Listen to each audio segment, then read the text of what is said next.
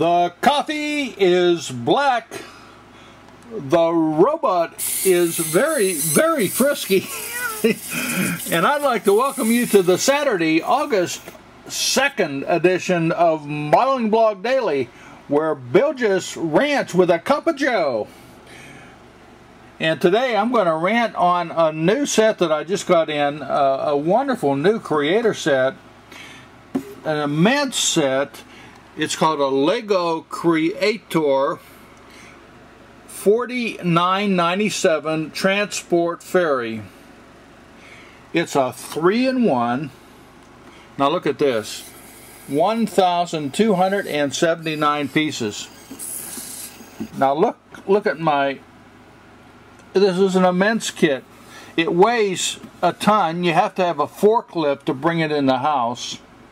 It builds a wonderful transport ferry that opens up in the front, and you can drive the vehicles right into the belly of the boat. It kind of reminds me, guys, of what the Marines call an LST, a landing craft transport vessel. When I was in the Rangers, we trained with the Marines. We trained with everybody, and we trained with the Marines off of Little Creek, Virginia, and we made beach assaults from LSTs onto Omaha Beach. And they were, you know, military crap, but they look kind of similar. Well, this is a way cool model, guys. A way cool model. It builds 3 models. It builds the transport ferry, a transport hovercraft, and a cargo plane. There's the hovercraft, and there's the cargo plane. The flip side of the box, this is huge. It really is. You can see the model for the transport ferry has like a Jeep Cherokee with a top and a trailer, and it you know, it can go into the belly, and I'm going to show you that in just a second. The transport hovercraft has 2 vehicles as well, and it's really a hovercraft. It got, you know, it uses the air to move. But this one here really struck my fancy. This one is a very, very unusual model, and they call it a cargo plane, but actually it's, if you look at it, you know, if you've been in the military, you know what it is. It's a C-130, guys. This is a C-130, the world's cargo plane.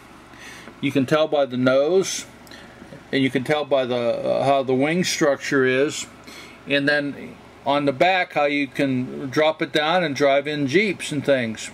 Well, we used to jump from that in the Rangers all the time. I probably have 87 jumps altogether, 50 of them from C-130s, and all during the night and during the day, and all kinds of at midnight.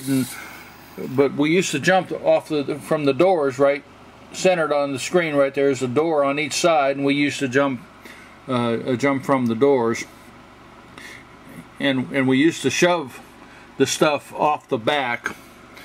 You know, the big stuff you drop before you would jump. And then anyhow, this is a C-130, and I'm excited as a dickens, just like a little kid. Just like a little kid at Christmas with this one, guys. And I've been working on it. I thought, well, I'm going to just have to show you this during my blog. It's so big. There's 20 manuals. The manual for the C-130, they don't call it that, but that's what it is 76 pages, guys. There's 2 manuals for the hovercraft. The one manual is 40 pages, and the second manual is 48 pages. And for the transport ferry, that's the one I'm working on right now, there's 2 books. The one is 48 pages, and the other is what it is, it's 54 pages. No, you can't buy this at the retail. This is a brand new item.